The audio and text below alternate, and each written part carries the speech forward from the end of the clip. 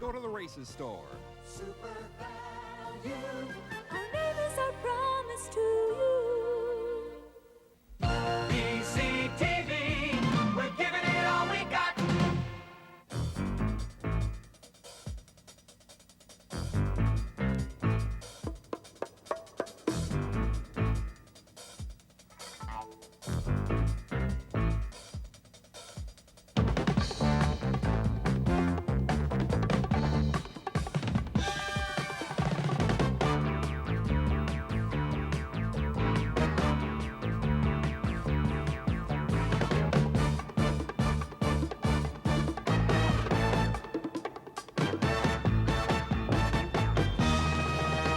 Good morning. All my working life I've been trying to make politicians into people.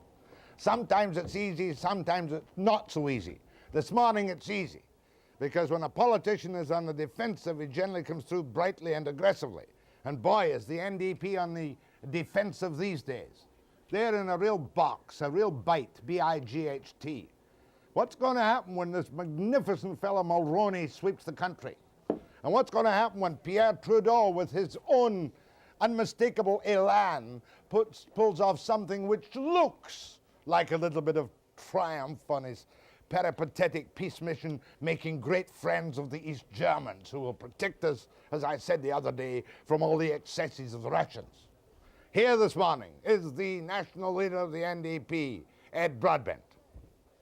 And then, guess who's appeared on the political scene again? None other than Paul Hellyer, former Liberal, former Unity Party, former Tory, and goodness knows what he is now. He looks in his new book, Jobs for All, Capitalism on Trial, like he wants wage controls and all kinds of horrifying things to put us in our place. And then parochial, as we always are in British Columbia, I'm going to have a look at proponents who want to save 500 acres of South Moresby, which is a magnificent natural park area up north, while the loggers and the social credit are standing on the side saying, let's get at these trees. The hell with saving it as a wilderness park. But we'll start off, and for that particular topic, I've got Tom Snyder and Jack Miller of the Island Protection Society. But off the top this morning, Ed Broadbent, after the break.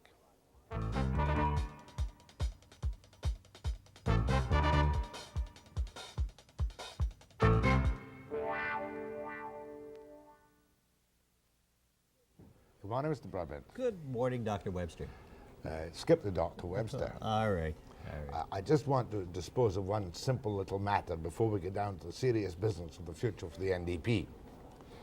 Would you please tell me, in words of one syllable, precisely what the NDP policy is to get rid of the pests, adult pests I'm talking about, from the streets of the West End of Vancouver? Do you have a policy? Do we have a policy in terms of getting rid? Which kind of pests are you talking about? I'm talking about the potential amendment to the criminal code, because apparently I've been misleading people by saying that Robinson's policy is the policy of the NDP. Robinson enunciates, remove the body house section from the criminal code and therefore let persons who wish sell sex in private places, and that would certainly solve part of a problem. Is that, keeping it at its very simplest, the policy of the NDP, to legalize body houses, in effect to legalize houses of ill repute? That's not the position of the NDP, and I'm sure Mr. Robinson didn't come on and say that that was the position Don't of the let's NDP. go into that. Mr. Robinson did, Mr. Broadbent. Right. Well, I'm telling you that's not the position of the New Democratic Party, and I would be happy to have the next time she's out here, our critic in that area, Lynn McDonald, come on and talk to you about that. We phoned Miss McDonald once, I believe, but she hasn't been out since. I will ensure she comes and has the pleasure of discussing that subject matter with you. And in the meantime, maybe we can talk about the fact that unemployment in British Columbia went up 25,000 in 1 month. Yes, sir. I want to do that, but I merely want to establish for the benefit of perhaps mystified viewers that you don't want to enunciate it. Lynn McDonald, who's originally from Vancouver, I believe. We'll be back here. And a very bright woman. Indeed. She will appear shortly and give me the NDP policy. The definitive truth. Okay, what do you want to talk about? Because I've just gone through the Laxer report. Well, I'd like to talk about something that's interestingly enough, on the front page of the Globe and Mail today, in support from strange sources that may be, of the kind of thing we've been talking about in the economy for the last few weeks in the House, and before that, before the Christmas break. The Liberal government has said to us, since Marc Lalonde brought in his budget, all that we have to do in this country is, in effect, throw millions of dollars, indeed $2.7 billion at the corporations in tax giveaway, while we, at the same time, reduce pension benefits, increase your taxes as a consumer, and we'll get unemployment turned around. Well, on Friday in the House of Commons, I pointed out that this wasn't working. Unemployment nationally went up by 150,000. The corporations were taking this money and buying up other corporations with it in record numbers and investing abroad. Today, the Globe and Mail quotes all kinds of economists from across the country in support of the NDP position, saying that this is not the kind of approach that's going to turn the economy around. Corporations are not creating more jobs. They're not investing. The Liberal government program is not working. In other words, you're saying that these corporate tax breaks, given on a given on a so-called incentive basis, are a fraud, a snare, and a delusion. Absolutely. And in fact, the man who is quoted in there, chairman of the Bank of Montreal, ought to know. He said that the private sector is veritably awash in tax giveaways. He said that people aren't investing in jobs in Canada, and he should know because his own bank, the Bank of Montreal, last year bought up another bank in the U.S. instead of investing in Canada, and that bank also got millions of dollars in tax benefits from the Canadian taxpayer in the form of a tax credit, in effect. These aren't working. That's the key point. And the people of Canada have got to get that message through. Both the Liberals and the Conservatives simply believe if we give money to corporations, that will automatically generate growth. To keep it very, I could accept that premise very, very clearly and simply, but to keep it simple for my benefit, you're therefore saying that the free enterprise will not build secondary industry because of tax breaks. Is that correct? Or not increase its present industry because of tax breaks? I am saying that process is not the way to get them to do it. If you have a company and there's a downturn in the, say right now in any part of the economy, right now the pulp and paper part of forest products is not doing badly, but as everyone knows, the wood part of that sector in British Columbia is not doing so well. So if you get a tax break and there's no market out there for you right now, you're not likely to use that to create new investment, to create new jobs. You're just going to pocket it. That's precisely the point. So the corporations have been putting this money away or buying up other corporations instead of producing jobs. You see, one of the reasons that your party appears to be withering on a vine, I'm quite Yes, serious, yes. is that it's often very difficult to separate your policies from those of the Liberals, certainly up to now. I'm just doing it right now. Oh, I know you are. I'm telling you that, and we've been saying it for years. But are you a party of state creation of secondary industry or direct nationalization? We're a party of a mixed economy that believes that you do both. Here in British Columbia, I will be announcing this afternoon, for example, a press conference, a major policy position on the forest products industry, and we're talking about both aspects of the private and the public. We need more federal spending in reforestation. It should be doubled. That's public sector spending that would create jobs. Federal spending? Federal spending. They've cut back, the federal Liberals cut back by almost a half. Up to 1978, the amount they were spending in reforestation, so that's federal input. At the same time, the private sector that ought to be modernizing more. We have proposed, instead of holus-bolus tax incentives, to set up joint committees with the trade union movement, business, and the government to implement a tax benefit program on the condition that they retrain people and invest that. If they retrain people, they will get a specific tax benefit. If they don't, they're going to have to pay an additional tax that will be used to provide those private sector companies. How many jobs would that create in British Columbia? That could create over a period of time literally thousands of jobs, but you've got to start doing it now. Well, that's kind of hard. We've just laid off 500 workers, closed our forest training center. Yes. This is the policy of the Social Credit government. We're going to give more of the controls of the tree farm licenses and the cuts to the big companies, which will tell you right now, if you ask them, that they lost $2 or $3 billion in the recession. So you want to give them handouts to hire people at minimum wages to retrain them. They would get handout, to use your term, Only if they are in fact involved in a retraining program. If they're not involved in that, they don't get it. So Isn't you that aren't the wasting kind the of money. thing- But let me come back to the other key aspect of the economic equation now. What the Liberals and Conservatives don't seem to realize when they want to give all this money to the corporations is that 60% of the growth in this economy comes from consumer spending. And we're saying now that Mr. Lalonde, who has scheduled to come into effect this year, $1 billion tax increase in federal excise taxes and personal income tax, that should be rescinded immediately. So we give the consumer a break, and that consumer, he or she, will start buying something, and then that may create a few jobs in the private sector. You're saying Lalonde should scrap his $1 billion tax increases, which are coming in the new budget? No, scheduled. Are They've in the already old passed. budget. They're in the old budget, scheduled to come into effect this fiscal year. $1 billion tax increase for consumers, and that should be scrapped in order to provide some kind of stimulus in the economy. It's all such a long way away. It isn't. We look It's to the this ND right now. People It's- look to the NDP for something fresh and sharp and new. And That's sharp and immediate, that would provide some benefits for some of those 24,000 jobs that were lost in British Columbia in this past month. Laxer, who used to form the Waffle Group, and you Yes. threw him out at one time, Yes. didn't you? Or he left. He says you're still locked in the 50s and 60s in your economic analysis policy. Well, we've just talked about our analysis. Is that a and, change? We're certainly not locked in the 50s and 60s. If we're talking about private sector planning, we're talking about something that isn't new, but is very relevant, the need for some consumer demand to provide jobs. I like to talk about the ideas, not whether they're old or new. Webster and Ed Broadbent after the break.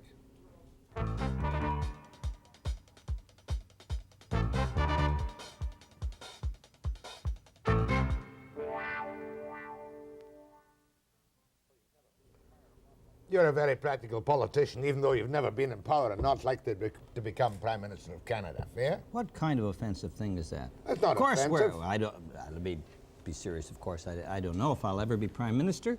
The task that I set out for myself in politics is to do everything we can to make our economic and political system more beneficial for the average man or woman. Can And that's- it? If that takes us to me in my lifetime to being Prime Minister, that's great. That's part of what I'm involved in. If not, my successor. But the main task we have is to use all the political influence we can to make things a little better in this country. Pretend we're having a beer and drop all the, your very smooth explanations. Is it possible at all to fix up the economy of this country under the present, because of our normal accustoming of affluence, is it possible to share the wealth in this country before we go down the tube?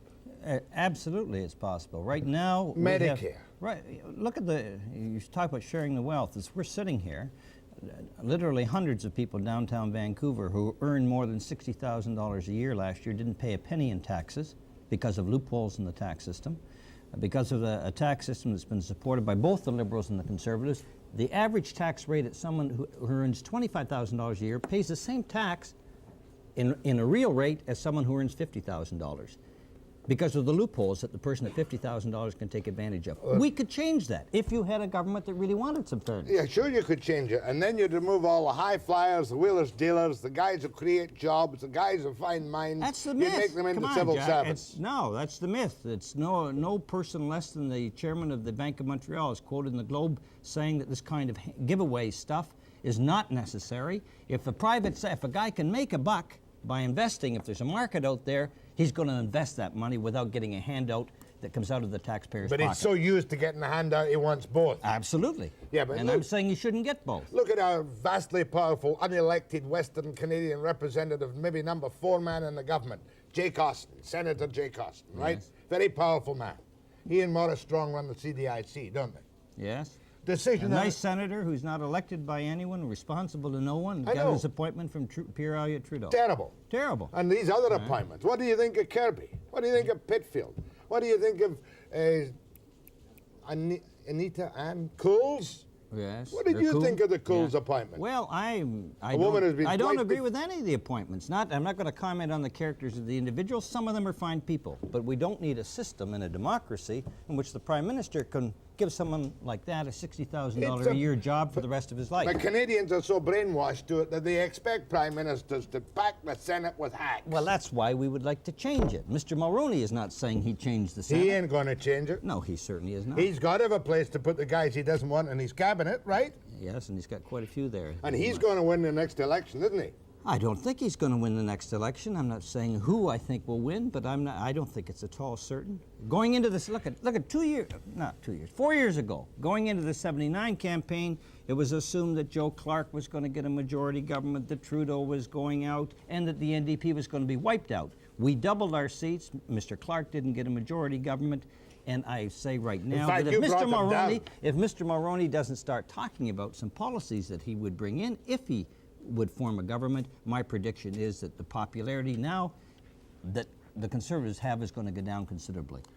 Again, pretend there's nobody listening. Do you think Trudeau is cold-blooded enough not to call an election until the spring of '85, which is his right? Look, he'd wait to '95 if he could. No, I could see him waiting to '85 if he sticks around, and he may stick around. Is that so that Mulroney will put his foot in his mouth, or Sink Stevens, or somebody, or Crosby?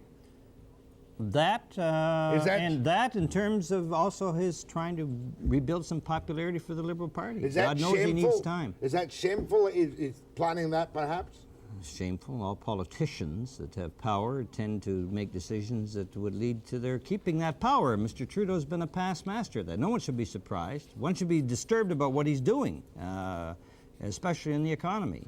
It's outrageous. We get a 150,000 increase in unemployment in 1 month, and he still shows no interest in economic affairs. Might be better from your point of view if we didn't have the kind of, not reasonable, but adequate, what do you call them, safety nets. We'd have trouble in the streets by this time if we didn't have these safety nets, wouldn't we? That's true. Maybe that might be the better way to reshape the country. Bigger and better safety nets? No, shorter and cheaper safety nets. No. What we need are ways to get people back to work so they don't have to use safety nets. All right. Do you think the Americans are very pleased with Pierre just now and will go every way to help us economically and trade-wise when he goes and plays footsie with East Germany, for instance? And when he says, you can't really trust these Americans, you know. Well, Who knows what's going to happen if there's a land invasion of Western Europe? Well, that must make them shudder. My concern about Pierre Elliott Trudeau is on the same matter from an entirely different angle. Mr. Trudeau voted against a motion in the House of Commons last year that had in it the abandonment of the first strike notion that he is now calling into question.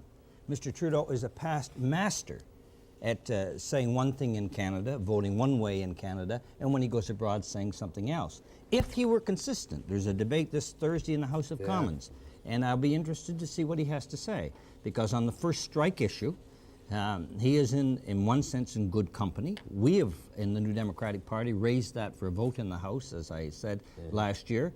Robert McNamara, the former U.S. Secretary of Defense in the United States, has said that the whole notion of a first strike use of nuclear weapons is passé now. It made sense when the Americans had supremacy. A few years ago, when they could say to the Russians, if you attack, we will attack you, it had credibility because they knew the Russians couldn't retaliate. But once the Russians have the capacity to retaliate, no one, in my view, in his right mind believes that the United States would launch a nuclear attack. So the first strike use of nuclear weapons is something that should be called into question, but I wish Mr. Trudeau would do it consistently, persistently. Will he say it when he's back here in Ottawa on Thursday? He's got guts, though, hasn't he? Well, He's really got guts. You'd never expect the Prime Minister of the Western Alliance to come out and count the feet from underneath the Americans. Well, let's see if he does it. Let's see if he comes back. Does it domestically. But take care. It's not under the feet of all the Americans. There are a lot of people in the U.S. Congress that have said the same thing. I've just mentioned the former. McNamara. Absolutely. So the real test of Trudeau is to see if he's playing one of his dilettante games again. Is he prepared now to come back and say, as a member of the alliance, we are calling into question this strategy, not the alliance as such, but are we going to fight openly, or is he just going to do it while he's in East Germany to abroad try to create some peripheral embarrassment for the Americans? I suspect that's the case. We'll see. Don't you? I suspect it's the case. And then the other hypocrisy of Mr. Trudeau is how he has downgraded our contribution to NATO. Well, lackluster, unenthusiastic. Finally bought some Leopard tanks. He bought some Leopard tanks, but he was there when they made the two-track decision a couple of years ago, the decision he's now calling into question. Did he, the relevant question is, did he a couple of years ago, did his government say we're opposed to that policy in private, or is he now just trying to cash in some way on a peace sentiment that's abroad in Canada as well as elsewhere after the event? Guys, wouldn't he have made a great leader for the NDP if he'd had these policies all the time? You are. Used to be a man. You are certainly a troublesome fellow. Your questions and comments to Ed Broadbent. No, keep them short and sharp. He's from the East, you know. You don't have to be that polite. Go straight at him after the break.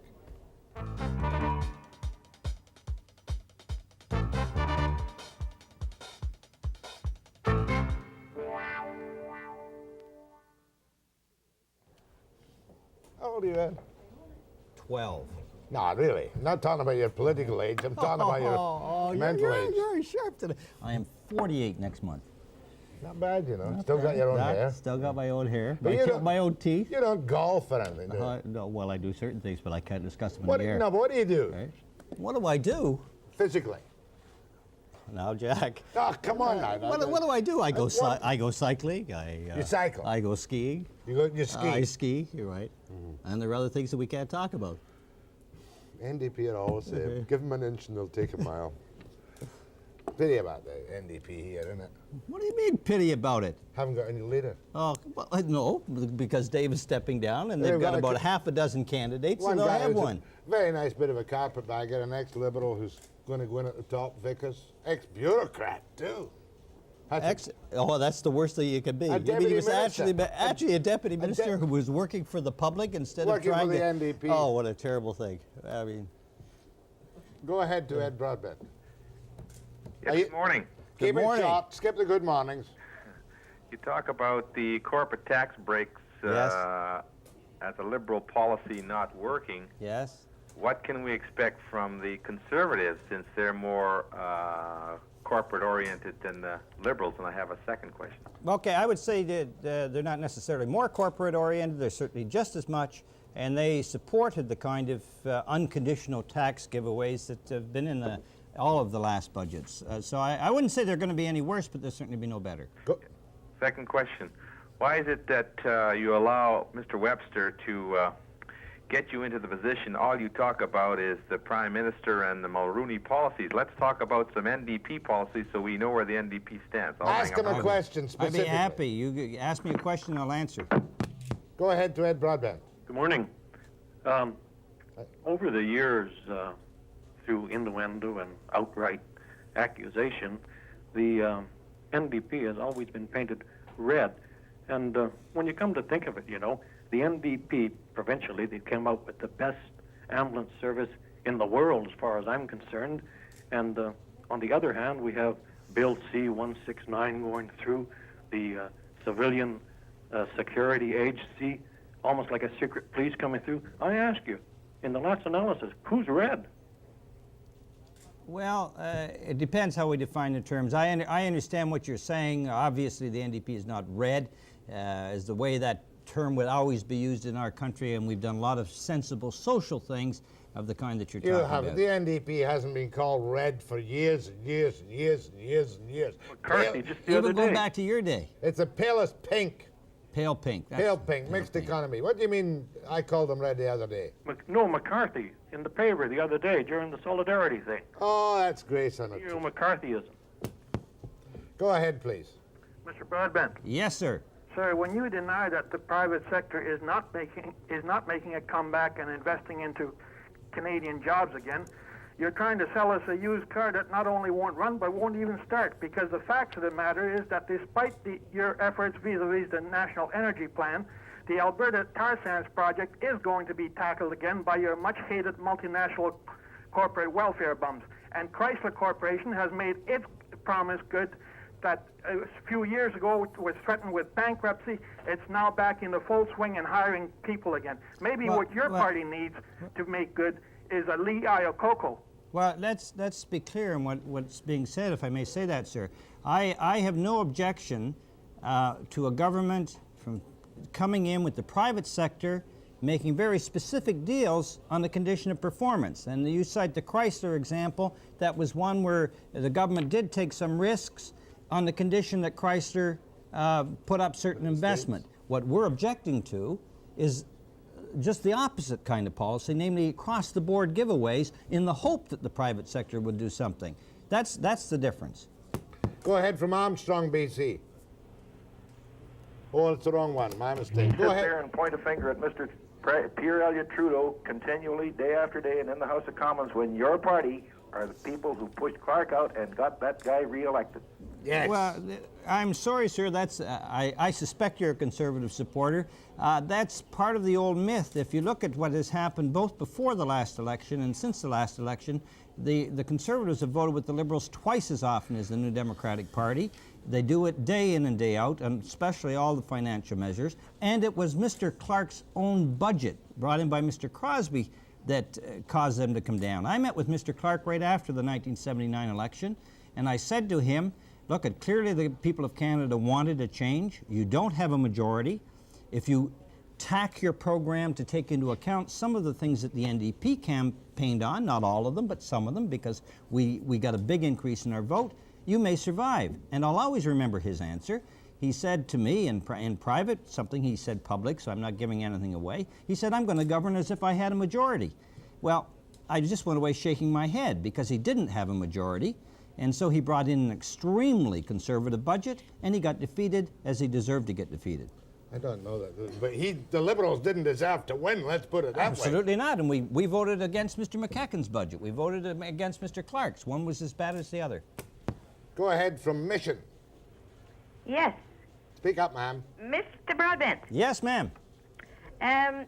you've no doubt heard of about the income tax department's lifting of bank accounts. Yes? Garnishing a child's bank account, so-called, in a somewhat excitable Yes. story from the Fraser Valley on hobby farms. Yeah. Yes? Even to the extent of lifting it from an 11-year-old's savings. How would the NDP handle a situation like that if... They lift the little sisters.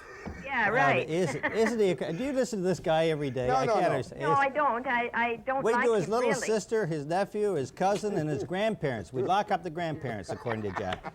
It's absolutely absurd what the government is doing there. It's been very insensitive bureaucracy, and they deserve all the criticism they're getting. Well, I got news for you. Did they lock you? Did they go after you? I mean, when I go back, I would have phoned the I minister am and say, "Get Webster." I'm as clean as a whistle, and I'll I tell should you, hope so. there's a lot of hysteria about. I have no objection to people who are fiddling their taxis being Pardon? nailed to the cross. Oh, right. Being right, nailed to the right, cross. Right. Let's make that quite clear. Right.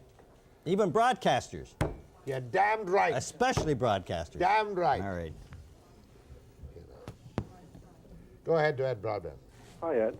Good morning. I need some advice, Ed. Do you think the NDP will form the next majority government? Well, I've always taken the view that that's what we're in politics for. We're attempting to do that. We fight for what we believe in, and I hope it will turn out that way. But do you think that'll happen, realistically? Do I? It's a kind of question that I don't sit down and bother myself with. I sit down, as members of my party do, and say, what do we think ought to be done in Canada? And we're aiming for that, and we hope that it will happen. It's not impossible. Absolutely. I mean, you never know what situation might arise in the country. And on the same point, as I mentioned earlier, sir, that given this period that we're now in a pre-election atmosphere, we should be, and from my point of view, I would like us to be doing a lot better than we are, but by the time the election comes itself, I'm confident we will be, just as we went up when the election was called in '79. Another short segment with Ed Broadbent, leader of the NDP, after the break.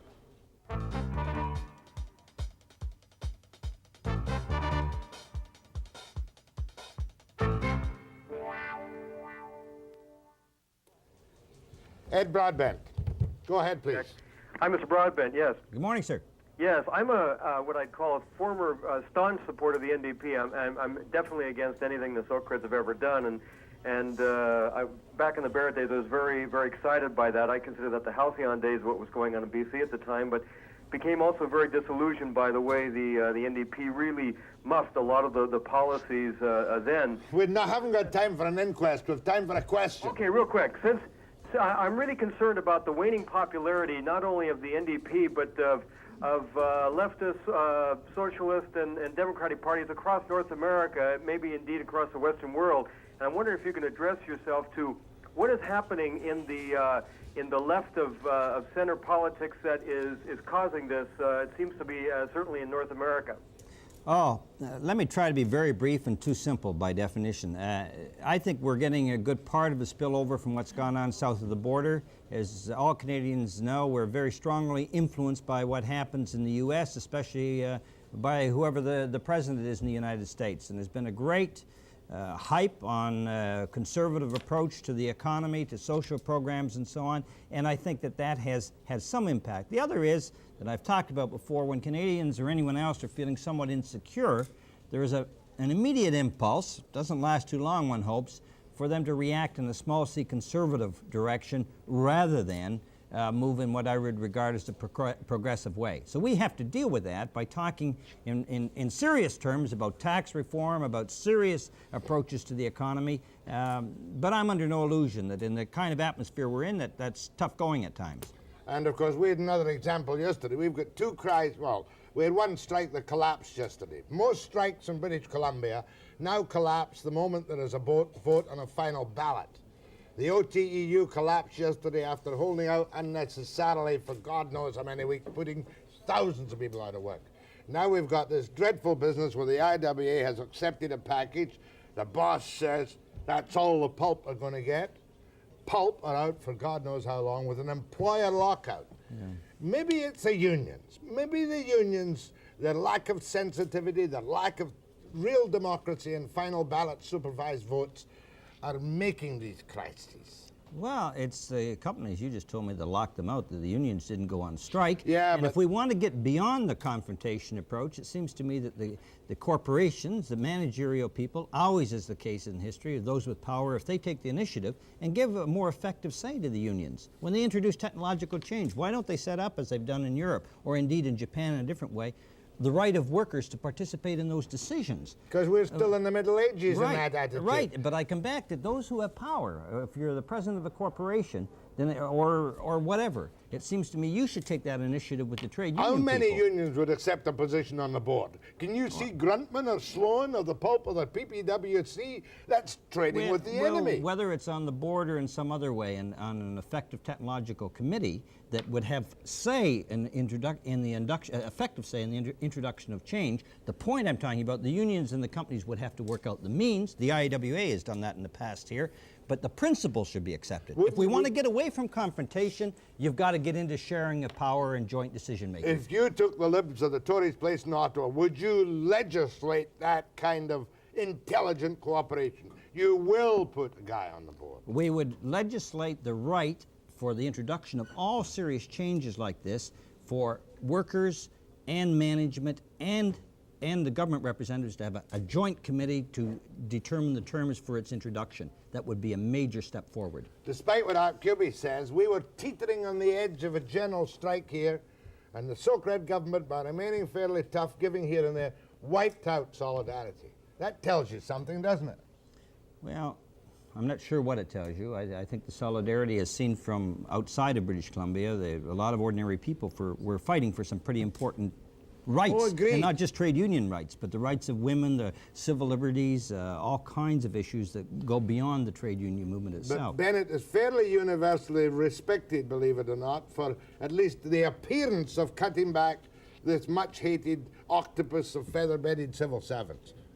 Well, if he's respected for using the very extremist means that he did, I think that's a little unfortunate. Tells you the climate in BC, doesn't it? Poor new leader of the NDP is going to have a dreadful job. Oh, the new leader of the NDP is going to be leading a revitalized party that's going to do a lot of things in the context of fighting, not only negatively against what Mr. Bennett has been doing, but for some progressive changes in even though they see this now across the country on CanCom, I've got to ask you a silly little local question. Who do you back, Vickers or King? I'll tell you in private after, Jeff. Yeah. I'd like to do that, because you obviously cannot take a position. Obviously. Go ahead, please. Good morning, Mr. Broadbent. Good morning, ma'am. I would like to suggest to you that the main problem and only problem in Canada of any importance is the socialist attitude that 50% of anything that anybody makes belongs to you, and if they don't give it to Ottawa just as fast as it's asked for 3 months before, that they're doing something dreadful.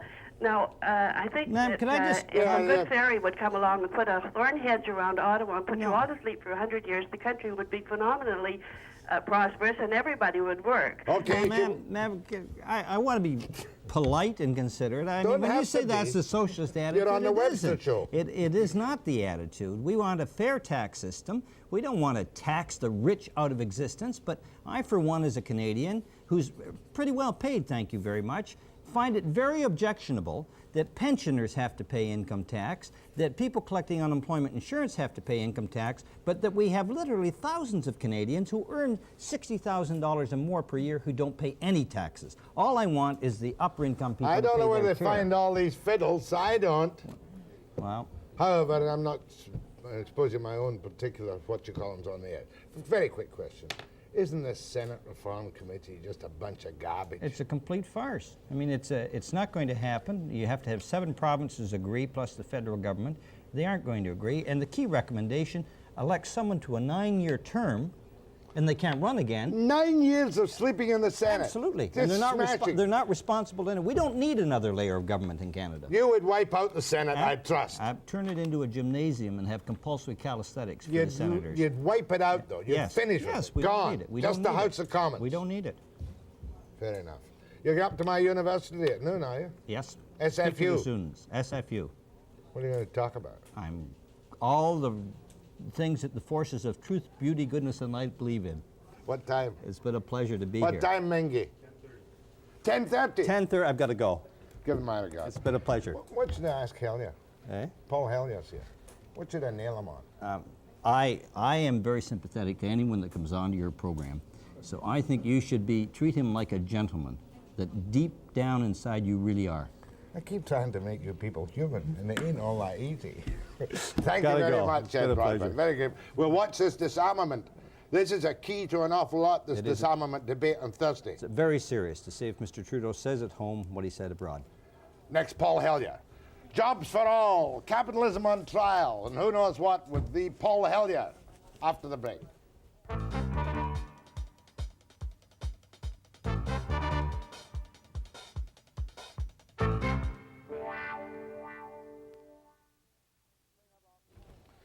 If there's one thing about Paul Hellyer, he is colorful. He should be. He's had enough experience all over the political spectrum to be able to answer questions from any side of the House, correct? Correct. You're flogging a book. That's right. Fresh off the press. Jobs for all. The right to gainful employment should be as fundamental as freedom of speech. But in your book, I am reliably informed, you come out very much against big labor, and you even suggest a form of wage freeze, right? Gainful employment at what level? It is not against anybody, Jack. We're not looking for culprits. We're looking for solutions. And what I'm saying, and I can prove it mathematically, there is no way that you can have full employment without inflation, which is the goal of all parties, or should be, right, unless union wages are restricted in some way to be in line with productivity. There is no way. It can't be done. So that's the reason in the book. If you want to get full employment, and surely anybody with a heart wants to have full employment, and if you want to do it without the kind of runaway inflation that we had 2 or 3 years ago, there's only one way to do it, and that is to make sure that in the long run wages are tied to productivity and doesn't have to have controls in all sectors of the economy, but strictly those that are monopoly power, the big unions that have monopoly power, and make sure that those savings are passed on to the consuming public. And you can have what has eluded democracies for 200 years, and that is full employment without inflation, and not just from time to time, but consistently. Now, you know I don't mean this, but it sounds like the corporate state. And you know what the corporate state is? Jack, it is... Corporate state is a form of small f fascism. No, Jack, it is just the opposite.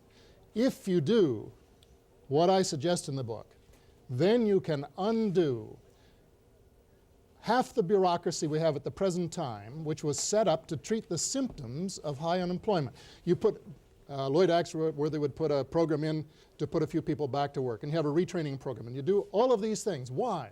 Because you have so many unemployed people. So you hire bureaucrats, they tax the people, they take the money, they have work-sharing programs, they have all of these crazy things that don't half work in most cases.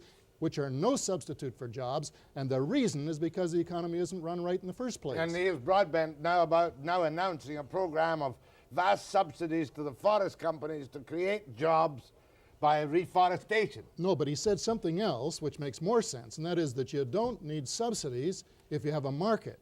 And you're not going to have a market until you get interest rates down, and you're not going to get interest rates down until you get inflation down, and you're not going to get inflation down until we have a wage price freeze for a period of time. All right, your to wrestle wage it to the price ground. freeze, now it would be productivity wages up, productivity down, wages down. Is that right? Theoretically, yes, except once you put it into effect, there'll be no more wages down, no more productivity down, because you only have All right, okay. You only have low productivity when you have a lot of unemployment. Now we'll get down to the Webster nitty-gritty. And when you get full employment, then you have high productivity, and that's when laborers, all of us like you and me, Jack, and everybody else out there, gets real increases in wages rather than just these All right, nominal let me give things you that a we've been getting specific. for the It came up very recently. In a compressed work week in the pulp industry, where the management want to change Easter Sunday to a similar stat day at other times, the employees get paid a total of, for that one 12-hour shift, $705 in the BC pulp industry. Would there not, taking my facts as correct, and I'm sure they are, would it not be necessary to destroy some of these very lucrative union agreements? Well, destroy, I don't know. We have to go back to... Are you surprised by $705 for one day's work at 12 Well, hours? not really, because there was a welder in Montreal recently who wouldn't work for $2,500 a day. He wanted his usual $3,500 or whatever it was. So I'm not surprised by anything. These are where high costs come from. But what I say is that we have to get away from some of the crazy things that have been happening the last few years, get back to base one, and start again, start fresh, and restrict, in effect, union wages where there's monopoly power, where they can twist the lion's tail to the average increase in productivity for the whole country. Canada is a 90-pound weakling on the international market, especially. If the Americans, for some reason, stop building houses, the IWA, and if they stop printing newspapers, will cut back, and the pulp unions are down there too. No question that we're influenced in some areas. I don't deny that at all. But what I say is that we could be building a lot more houses.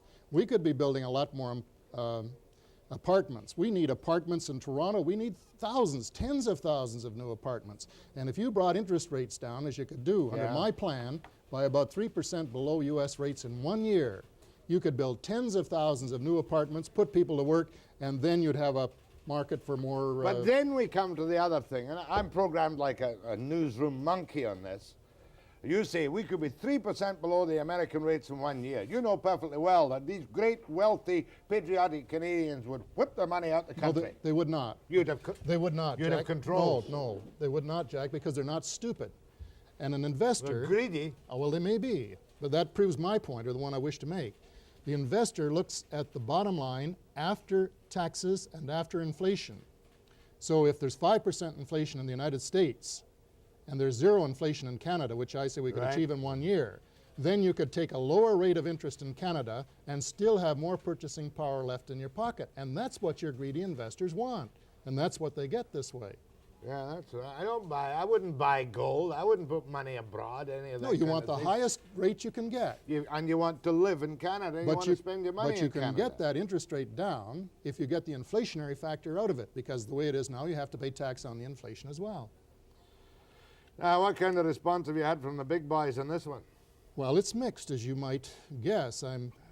Some businesses just are appalled at the idea of anybody interfering in their business whatsoever, which you do, but only for the oligopolies, only for the banks and the steel companies and the people where a small number of companies control a big fraction of the market. Well, but isn't Canada, in effect, under your former associates in the Liberal government, too, quote, socialized for this kind of freedom to work, this kind of thing to work? No, it isn't. NEP. Look at the disastrous NEP. There are different issues, and there are a lot of things that have to be done after the fundamentals are taken care of.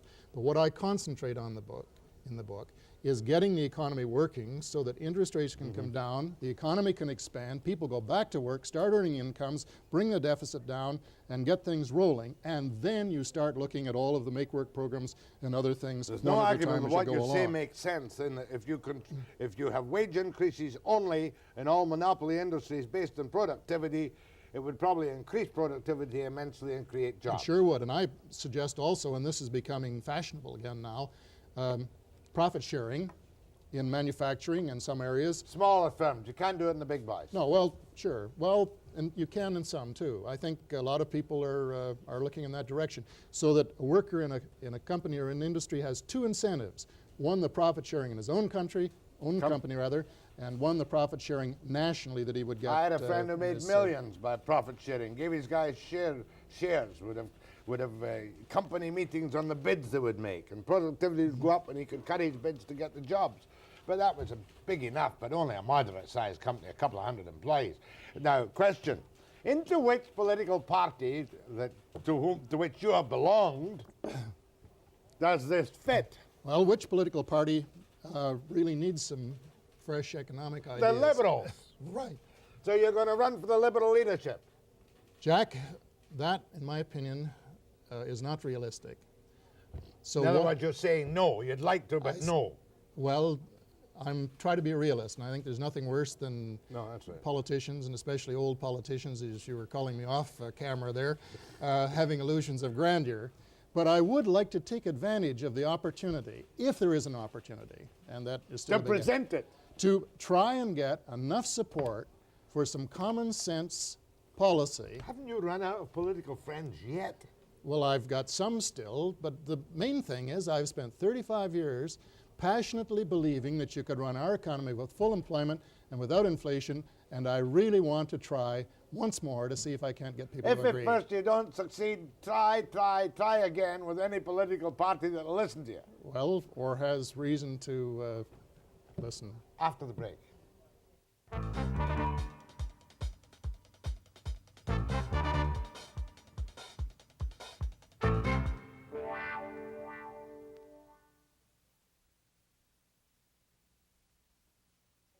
Look up and smile. Small biog of Paul Hellyer. Age, please.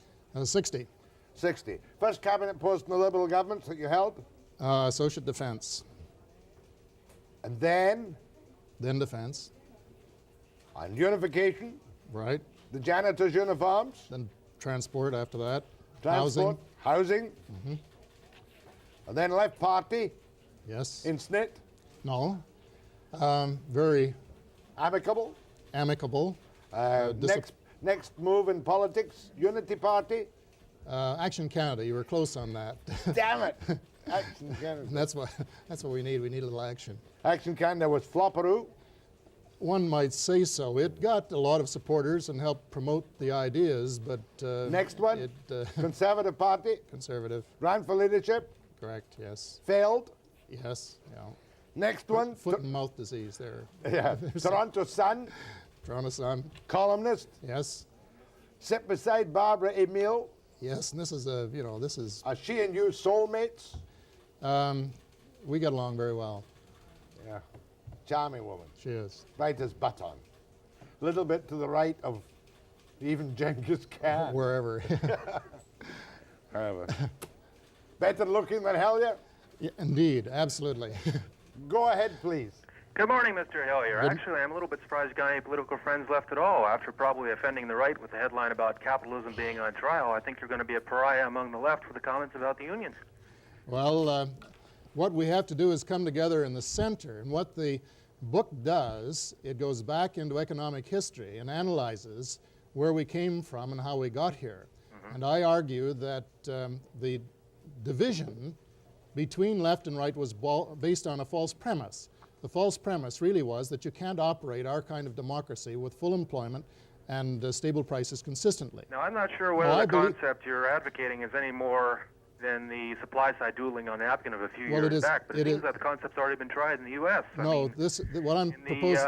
say in the early 1970s during the Nixon years with the wage and price controls that were implemented during then. At the time, the inflation was only 3%. What I'm proposing has never been tried, and I hope you'll read the book and come to that conclusion. How much is it? It's only $8.95, Methuen, and it should be in some of the stores this afternoon or tomorrow. Oh, also, And- excuse me, and- it seems that the ideal situation that you're advocating is already sort of starting to come about because the productivity is already increasing, at least in the States, with automation and the advent of the personal computer. And fear of job loss. Yes, and another recession forecast by practically every reputable economist for 1985-86, and without getting unemployment in the meantime back down to what you would call an acceptable or a moral level. Now, this is something I think we really have to look at very closely. What's the acceptable moral level? It seems Well, that I it was would say- 8% now and 6% I would say maybe- of the last decade and 3% during the 1960s. What do you Maybe- forecast as an acceptable level now? Maybe 4% or something like that, but my definition, which I have in the book, is this, about the same number of jobs being offered as there are job seekers at any one time. Hold That would on, be- caller. What do you That do? would be my... Who are you, caller?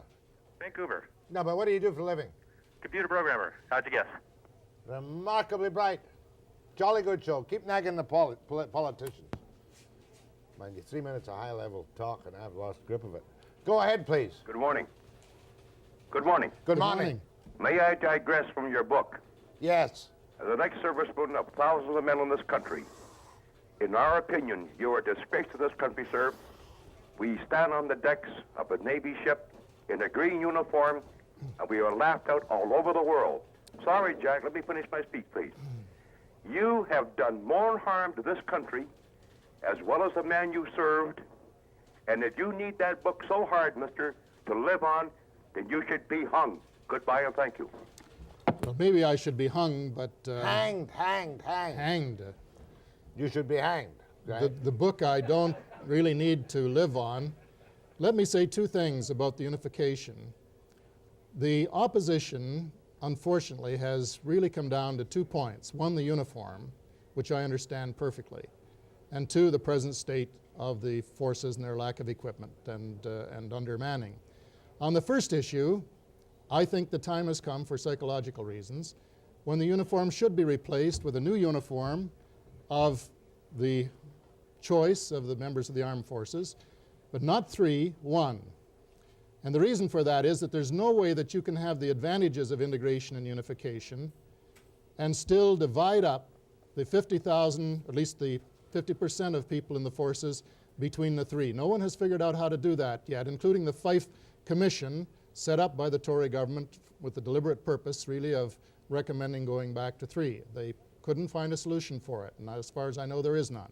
Secondly, the underfunding has nothing to do with unification. As a matter of fact, things would have been worse if it hadn't been for the integration and unification, because we did save money, and in the last 15 years, I would guess that we've probably saved $100 million a year, or about $1.5 billion over the period, and without that, the forces would be even in more desperate shape for equipment than they are now. Yeah, so I wish you would learn to at least give credit to, to the fact that you can't mix current and constant dollars, and what has happened as far as equipment is concerned and the undermanning has nothing to do with unification. In fact, the situation would have been far worse had nothing been done 15 years ago.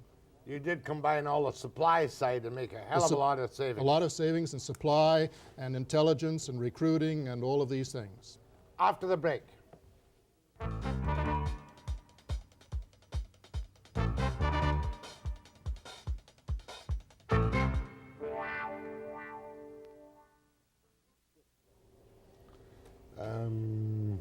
Just let me check with you. You're an old wheeler and dealer in the back rooms. Do you suspect that there will not be a Liberal leadership convention this year and there will not be an election until the spring of next year? Jack, my guess is that there will be a convention, but I don't know any more about it than you do. I mean, my instinct, my wife says that he'll make an announcement before March 30th. She's bet 10 cents, and I respect her political instincts. And this could mean that the elected leader, if he didn't come from the House of Commons, would be de facto Prime Minister until the fall, because of no sittings in July or August. Yeah, you could call a by-election and get a seat in why about bother? 6 weeks. Make McKechnie an acting PM, and his dignity is, satisfied. I killed one by accident. Go ahead, please. Hello. Yep. To Mr. Hellyer, he's changed parties so many times. Why doesn't he change his name, like to Laval? What's the significance of that? I really... you're picking up some jolly calls this I morning. really don't know, but one thing I'd like to say is that I haven't changed my ideas. No. I have, and Jack can vouch for this, I've been on a show 3 times over a period of 12 years with precisely the same program. And I just update it because 2 or 3 years ago the emphasis was on inflation. Today the emphasis is on jobs. But I haven't changed my ideas. They're still basic small L liberal ideas which will make this, not only this country expand and grow, but also democracy and the Western world, and help us in the ideological battle. And I have not changed at all. I've tried various means to try and put the ideas into effect, so far without success, but I'm still fighting. Go ahead from Abbotsford. Hello, Mr. Hellyer. Morning. Just want to ask you a couple of things here. You're suggesting that in the labor force, perhaps people may be willing to take less to get full employment. I want to suggest to you one thing. I've only been working in this province for 15 years, and ever since I've been working, I've heard the same damn thing, and that is take less, tighten your belt, come on, get it under control. You guys don't need that much to live on. And I've never seen anybody ever in a political standpoint in any parliament or any legislative assembly say, we're going to take less, we don't have to have this $75,000 a year to live on. As a matter of fact, we can live on 30. I suggest maybe every cotton-picking elected official should only earn $30,000 a year, and then he can come from the standpoint and only have the registered expenses he's allowed to make. Secondly, full employment without inflation. You want to answer me one thing, please? How in the world, when we trade with the world, when the prices go up around the world, are you, sir, going to compete with your cotton-picking economy, which is not going up, which is frozen with wage freezes or price freezes or whatever the heck you sustain? Trudeau tried it. He couldn't make it work. No one in the world has been able to make it work, freezing prices or wages. I want to hear your elaborated answer on how this is going to work in our country. Well, you're going to have to pay $8.95 to get the full answer to that question. That's a very large question. But first of all, you can't control commodity prices, but you can keep average unit labor costs from rising, and if you do, you can control your average price for the country, which is the thing that you are most concerned about. In other words, to eliminate inflation. Now, you say it hasn't been done elsewhere. It's never been tried the way I'm suggesting it. And we can compete very favorably with other countries, and we can compete more favorably if our costs stop rising. And just on your point of, asking for more, I agree with you as far as the politicians are concerned. I think they've had their hands in the till probably more than is necessary. But last year in the United States, the nominal wage increases were the smallest, in 15 years. And yet their real wage increases were the largest in over 10 years. So now this is the thing you've got to keep in mind. It doesn't matter how much you've got on the outside of the pay packet, it's what you've got inside by weight and how much it will buy, which is the important thing, and that's the issue that I deal with. Go ahead from Qualicum. Yes. I was wondering what makes this guy think that a wage price freeze will work, seeing as how the last one didn't work. The only thing that worked, the only people that worked for it was the corporations. Well, the last one, if you're talking about the one in 75, it was a poor experiment at a poor time. First of all, there had been tremendous wage increases in the 2 years immediately prior, so it's just like stoking a fire and having all that steam coming up uncontrolled. Then instead of bringing wages and prices down zap, which is the way I propose in the book, they were only reeled in 2 points a year, starting at 12%, and then down to 10, and then to 8, and so on.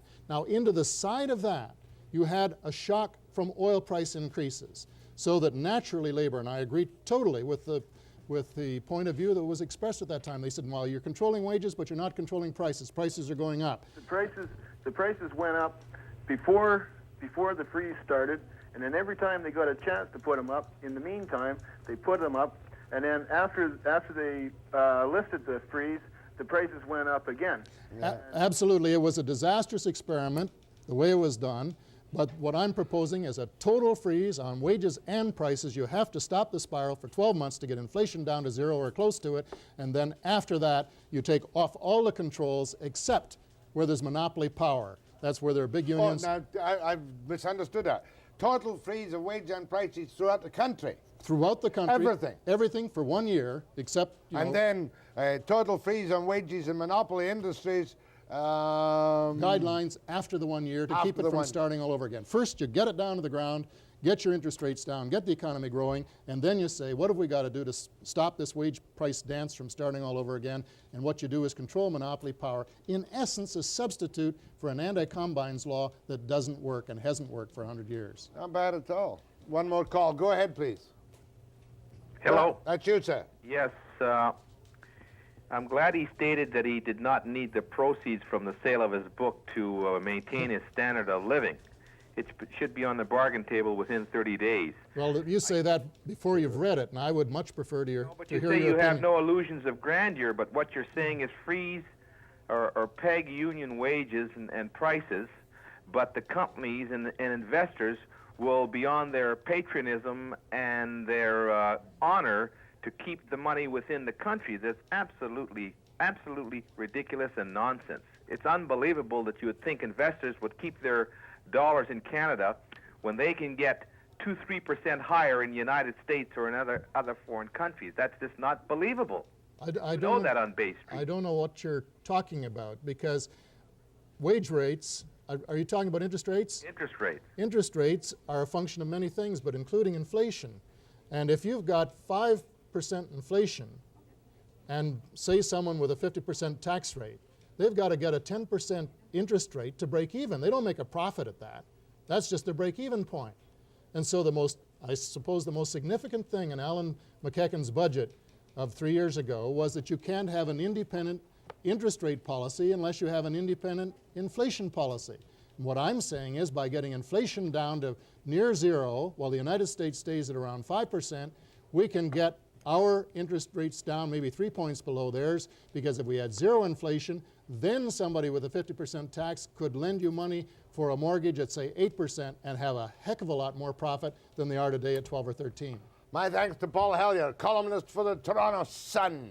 How many columnists are there in that paper? Well, there are quite a few. It's one of That's the all that's in the paper, Well, isn't it's one of the most important things and the reason that people Tell buy me, it, I hope. is Luba J. Zink still in the paper? He is indeed, yes, and he has his own very consistent point I of had view. Lawton's on the other day, and he admitted that he killed.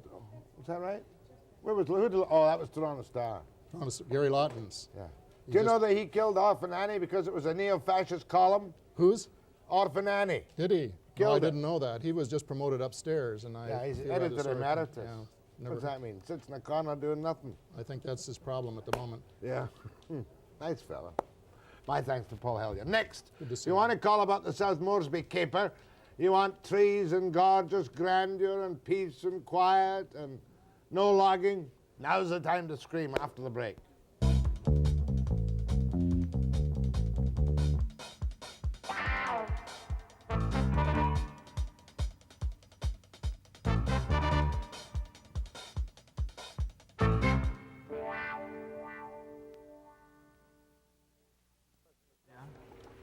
It must be 30 years since I was in the Charlottes, but I've got the Save the...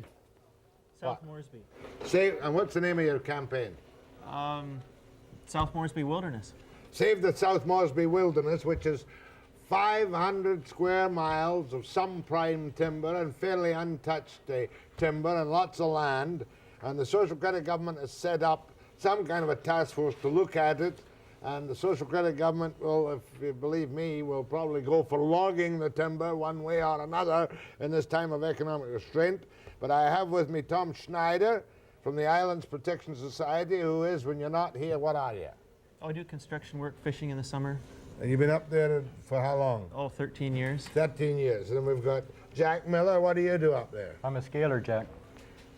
A log scaler? A log scaler, yes. In a union operation, or? I was in a union operation, yes. And now you're out of work? That's right. I've No been out work. of work for 2 years.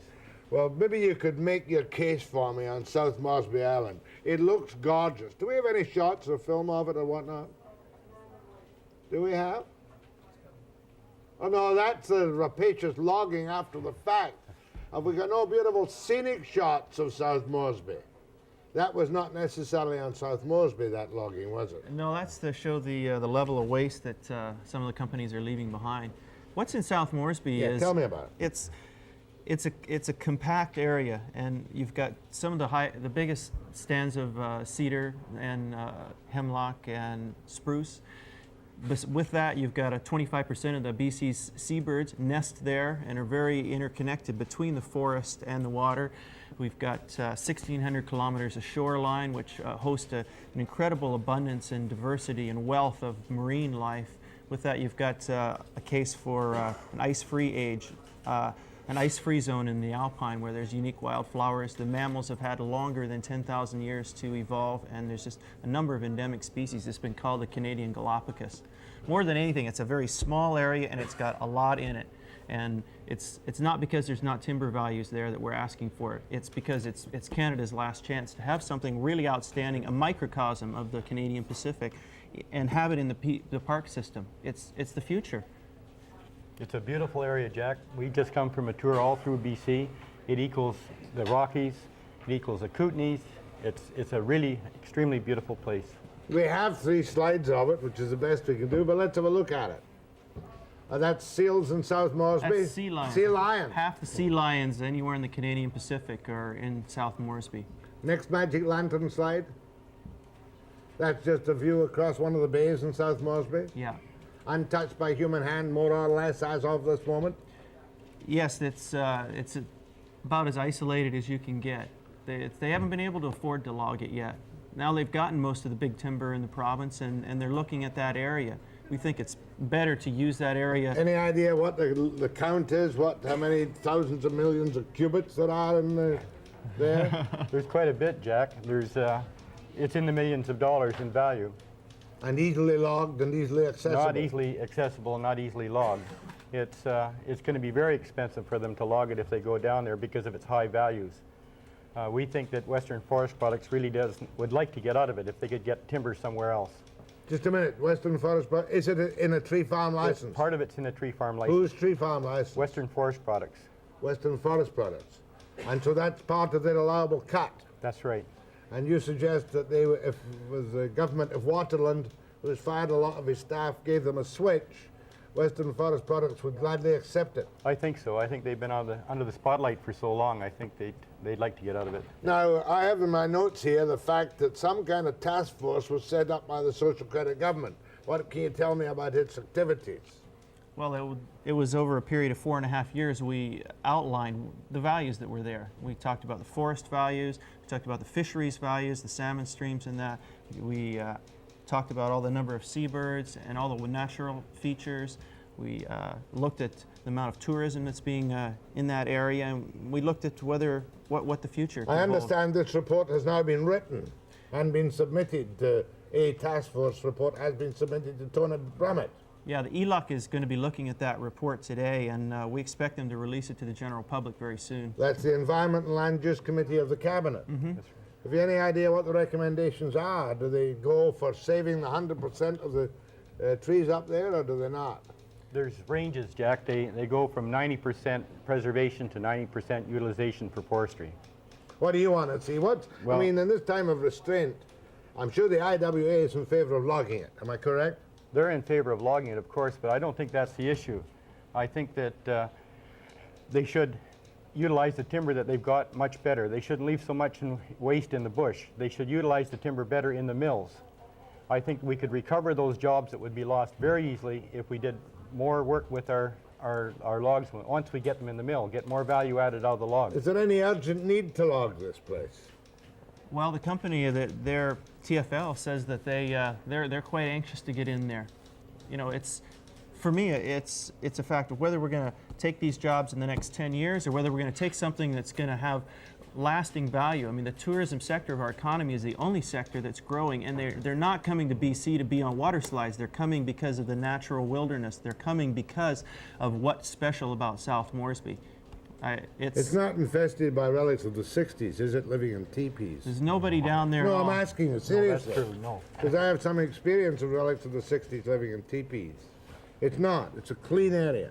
It's a clean area. There's basically all the tourism is done on boats and through float planes and that. There's no roads down there. I mean, the Yankees got up and stealing the totem poles while they used to saw them down and take them south. Remember that? That's been stopped. That's been stopped, has it? People are coming from all over the world to see They- that, and they're not coming there to see greened up clear cuts. They're coming there because it's in its original state and because they want to see that. That's Well, what's going to bring people yeah. to this whole province. I must admit, it's an attractive proposition to keep it, to give Western Forests another chunk of land somewhere and let them rape another piece of the land instead of Moresby.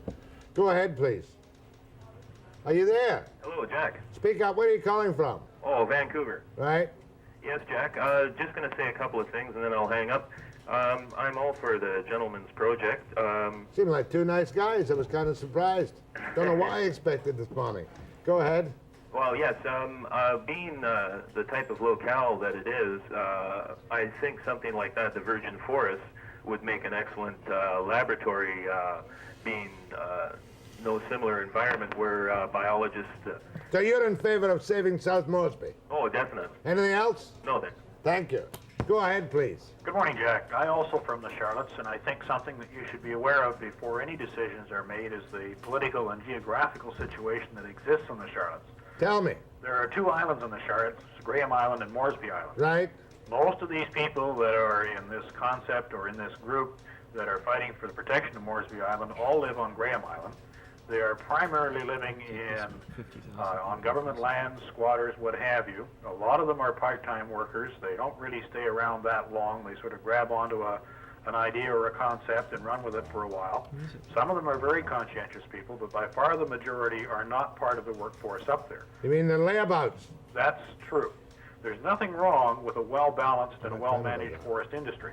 Okay, hold on. We've only got a minute. He's saying that people who live in Graham Island, kind of a little bit of a floating population, don't really have a right to say. What's your response to him? Over the last 10 years, 70,000 people have expressed their support for South Moresby. They have written petitions, they've written letters to the government. People from right across North America, from around the world, have come out and supported that. This is not just a local issue. This is a national issue. This is something that Canada's going to have, like the Canadian Rockies, the Canadian Pacific. Listen, I'm sorry we didn't have a little more time for this morning. Are you a logger up there? No, I'm a pilot. Good. Thanks, pilot. We'll do it again one day. My thanks to Tom Snyder and Jack Miller of the Island Protection Society. Yeah, we'll have a bash at this later on sometime if it's appropriate. Thank you, gentlemen. Anyway, you're safe, South Moresby. Keep these rapacious loggers and hungry IWA out after the break.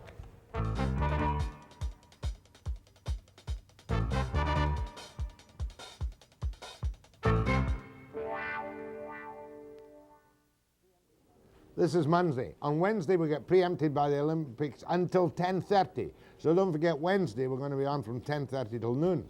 That'll be a culture shock, I'll tell you. Tomorrow, I have a variety of topics at the moment, but I haven't got time to tell you about them. And I'll be back tomorrow. Look into the camera, Webster, at 9 a.m. precisely.